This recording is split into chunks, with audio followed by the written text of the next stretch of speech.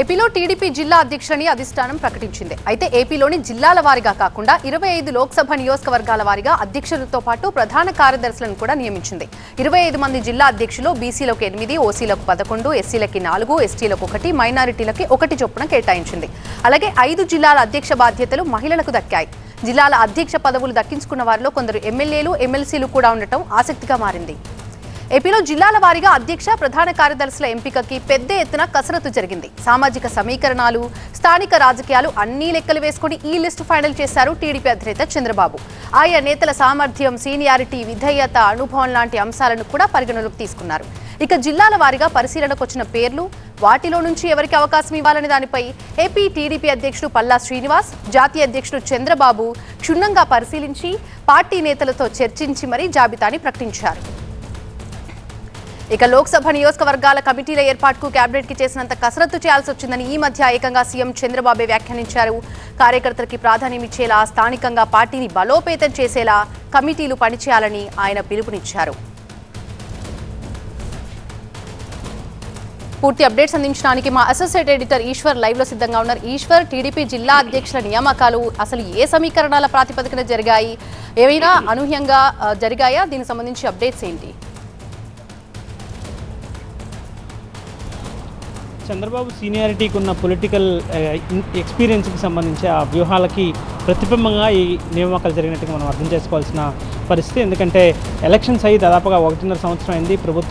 కూటమి ప్రభుత్వం అధికారంలోకి ఉంది. 2029 ఎన్నికలకి అప్పుడే టార్గెట్ చేసిన నేపథ్యం కాబట్టి ఈ దశలో చాలా కీలకంగా అడుగులు వేయాల్సిన నేపథ్యం. సో వీటన్నిటిని దృష్టిలో పెట్టుకొని పార్టీ అంతర్గత సమతుల్యత, సామాజిక సమీకరణాలు, అలాగే సమయంలో క్షేత్రస్థాయిలో బలోపేతం చేయడం, ఈ 3 అంశాలని ముందు పెట్టుకుని వీటిని నియమించినట్టుగా మనం ఈ సోషల్ ఇంజనీరింగ్ చేసినట్టుగా మనం అర్థం చేసుకోవాల్సిన నేపథ్యం.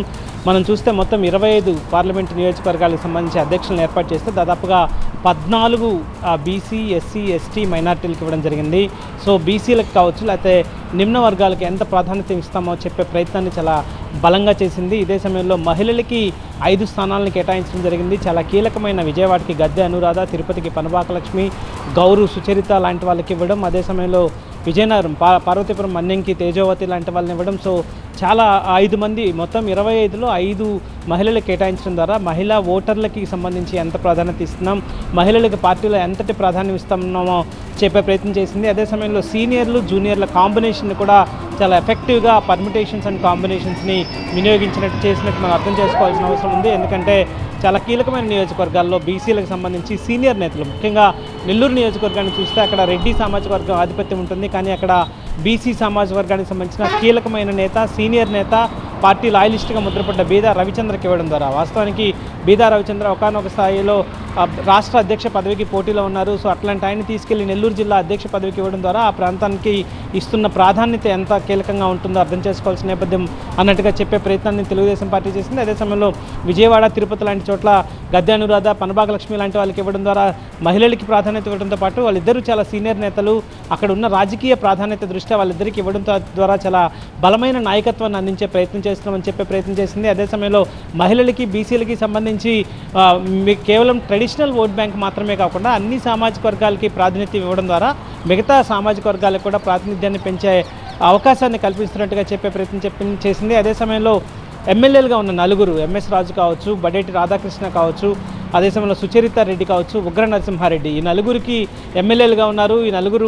ఈ నలుగురిని ఆయా జిల్లాలకి అధ్యక్షులు చేస్తూ ఈరోజు ప్రకటనలో వెలువడించింది. సో వీటి నేపథ్యంలో ఎమ్మెల్యేలకు ఇవ్వడం ద్వారా పార్టీకి, ప్రభుత్వానికి మధ్య ఉన్న ఆ కోఆర్డినేషన్ని మరింత పెంచాలి. సో ఎక్కడైతే అట్లాంటి కోఆర్డినేషన్ అవసరం ఉందని ఎక్కువగా భావిస్తుంది, అట్లాంటి చోట ఎమ్మెల్యేలకు ప్రాతినిధ్యం ఇవ్వడం ద్వారా వాళ్ళకి తన ఉద్దేశాన్ని ప్రభుత్వం చెప్పకనే చెప్పింది. సో అన్ని అంశాలని, కేవలం ఒక అంశం కాదు, ఇక్కడ పార్టీ బలోపేతాన్ని పరిగణలోకి తీసుకుంది. ప్రధానంగా పార్టీని బలోపేతం చేయడమే ప్రధానమైన లక్ష్యం.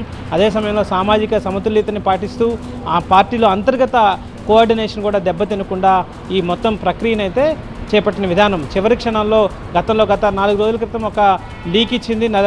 కొంతమంది అధ్యక్షులకు సంబంధించిన లిస్ట్ని వాళ్ళపైన అభ్యంతరాలు వ్యక్తమవడంతో కొన్ని చోట్ల కొమ్మలపాటి శ్రీధర్కి పల్నాడు జిల్లాకు సంబంధించి గతంలో కన్ఫర్మ్ అయినట్టుగా సమాచారం వచ్చింది. అయితే ఆ తర్వాత మళ్ళీ దాన్ని మార్చడం జరిగింది, అనకాపల్లి మార్చడం జరిగింది. సో ఎక్కడైతే అబ్జెక్షన్స్ రైజ్ అయ్యాయో అక్కడ మార్చుకుంటూ మొత్తం అందరి ఏకాభిప్రాయంతో ఒక అద్భుతమైన టీంని ఏర్పాటు చేసినట్టుగా తెలుగుదేశం పార్టీ చెప్తున్న నేపథ్యం కనిపిస్తుంది.